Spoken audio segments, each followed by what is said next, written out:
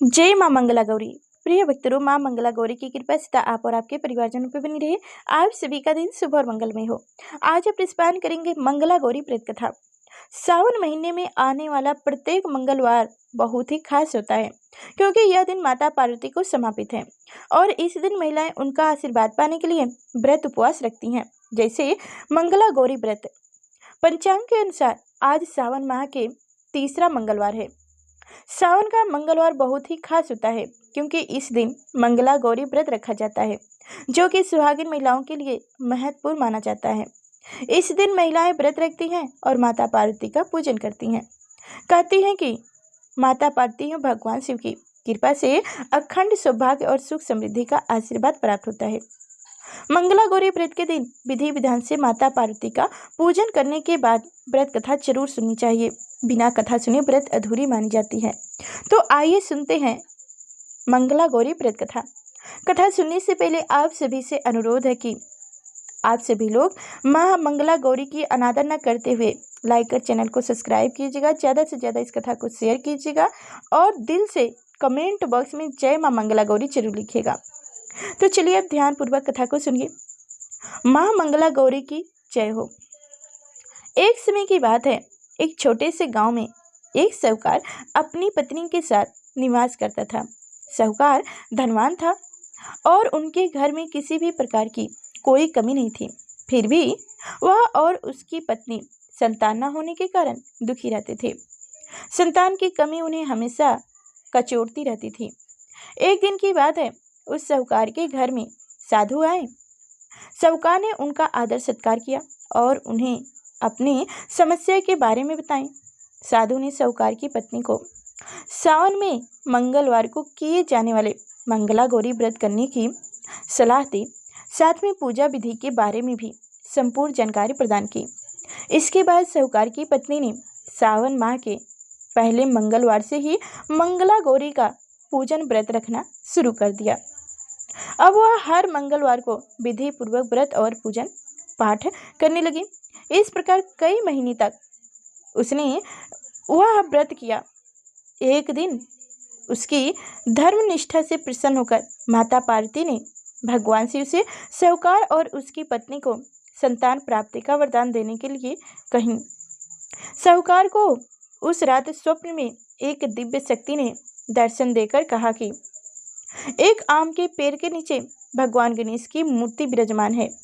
तुम उस पेड़ से आम तोड़कर अपनी पत्नी को खिला देना, इससे तुम्हें संतान की प्राप्ति का सुख प्राप्त होगा। साहूकार ने अगले दिन सुबह उठकर अपनी पत्नी को इस सपने के बारे में विस्तार से बताया। उस आम के पेड़ को ढूंढने निकल गया। काफी समय तक ढूंढने के बाद आखिरकार साहूकार को वह आम का पेड़ मिल गया, जहां भगवान गणेश की मूर्ति विराजमान थी। उसने आम तोड़ने के लिए उस पेड़ पर पत्थर मारना शुरू कर दिया। पत्थर फेंकने से एक आम तो टूटकर नीचे गिर गया, लेकिन गलती से एक पत्थर जाकर भगवान गणेश की प्रतिमा को लग गया।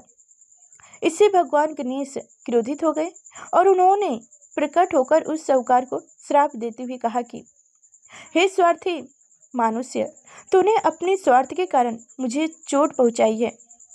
तुम्हें माँ पार्वती की कृपा से संतान की प्राप्ति तो होगी, लेकिन उसकी मृत्यु 21 वर्ष की आयु में ही हो जाएगी।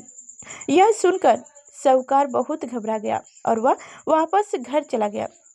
उसने वह फल अपनी पत्नी को खिला दिया और किसी को भी इस घटना के बारे में नहीं बताया।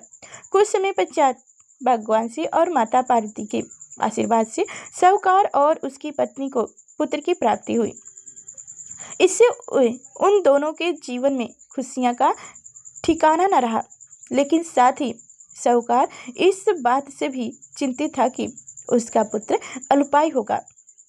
देखते ही देखते वह बालक 20 वर्ष का हो गया और व्यापार में अपने पिता का हाथ बटाने लगा। एक दिन घर लौटते समय साहूकार पेड़ की छांव में तालाब किनारे बैठकर अपने पुत्र के साथ भोजन करने लगा।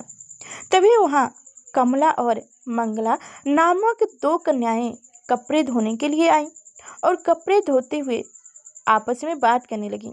कमला ने मंगला से कहा कि मैंने इस सावन मास में प्रत्येक मंगलवार को मंगला गौरी व्रत रखने का निर्णय किया है। तुम भी माँ पार्वती को समर्पित यह व्रत अवश्य करना। इससे माता पार्वती प्रसन्न होती हैं और आपने पर उनकी कृपा दृश्य बनी रहती है। इसे करने से मनोवांछित वर और अखंड सौभाग्य की प्राप्ति भी होती है। कमला की बात सुनकर मंगला भी इस व्रत को करने के लिए तैयार हो गई। दूसरी ओर साहूकार ने दोनों कन्याओं के बीच यह पूरी संवाद सुन लिया और उसने अपने मन में यह सोचा कि यह कन्या मंगला गौरी व्रत को करती हैं, इससे इसे अखंड सौभाग्य की प्राप्ति होगी। यह मेरे पुत्र के लिए एक योग्य वधू साबित होगी।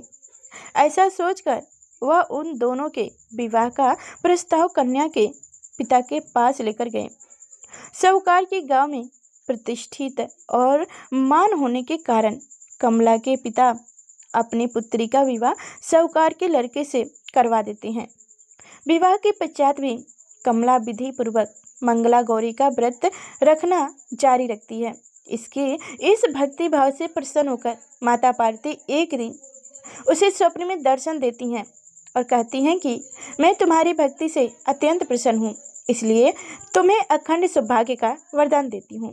लेकिन तुम्हारा पति अल्पायु है, इसलिए अगले महीने मंगलवार के दिन एक सर्प तुम्हारे पति के प्राण लेने आएंगे। तुम उनके लिए एक प्याले में मीठा दूध रख देना। इसके पास एक खाली मटका भी रख देना। सर्प दूध पीकर उस मटके में चला जाएगा और फिर तुम उस मटके को ऊपर से कपड़े द्वारा ढक देना। अगले मंगलवार को कमला ने माता पार्वती की बात मानकर एक प्याले में मीठा दूध रख दिया और पास में एक मटका भी रख दी। सर्प ने आकर दूध पिया और मटके में जाकर बैठ गया। कमला ने उस मटके पर कपड़ा बांधकर उसे जंगल में रख दी। माता पार्वती की कृपा से कमला के पति के प्राण बच गए। इस प्रकार मंगला गौरी व्रत के पुण्य फल से साहूकार का पुत्र श्राप मुक्त हो गया। जब कमला ने घर में सबको इस चमत्कार के बारे में बताया तो सभी आश्चर्यचकित रह गए। उसके बाद साहूकार और उसकी पत्नी ने अपने पुत्र और पुत्र वधू को आशीर्वाद दिया और पूरा परिवार सुखपूर्वक जीवन व्यतीत करने लगा। जय मां मंगला गौरी।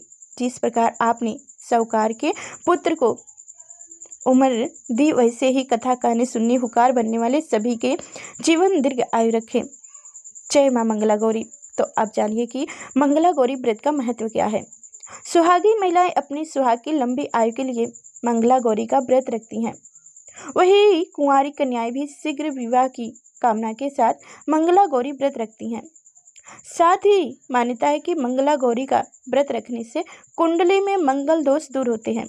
वही यदि किसी जातक के दाम्पत्य जीवन में समस्या बनी हो तो उन्हें मंगला गौरी व्रत जरूर करना चाहिए। इससे दाम्पत्य जीवन की सभी समस्याएं दूर होती है। तो अब जानिए पूजा विधि।